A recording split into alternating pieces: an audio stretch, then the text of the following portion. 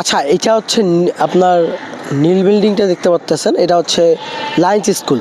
আর এর অপর টিমে দেখতে পারবেন, যদি একটু সামনে দেখেন এখানে কয়েকটা হচ্ছে মলার স্টোভ। এটা আমি প্রায় অনেক দিন থেকে দেখতেছি। হ্যাঁ, একদম এপাশে দেখতে পারবেন, এপাশে আরও আছে। নাই যে এখানে আমি আপনাদেরকে সামন থেকে দেখাই, এগুলো আরও বুঝতে পারবেন।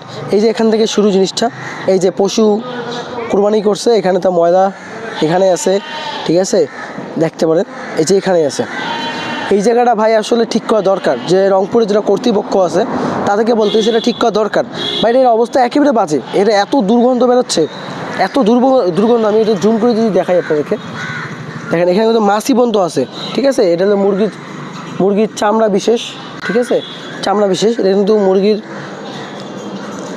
যে ময়লা আবর্জনা আছে সব ফেলাইছে এখানে। এই জায়গাটা কিন্তু পরিষ্কার করা আসলে দরকার, ঠিক আছে, দরকার। আর এটা এর আগেও ঠিক করা হয়েছিল, এর আগেও আমি প্রায় 6 মাস 7 মাস আগে দেখছিলাম। এই রাস্তাটাও কিন্তু নতুন, এই রাস্তাটাও দেখবেন যে চারপাশ ভেঙে গেছে।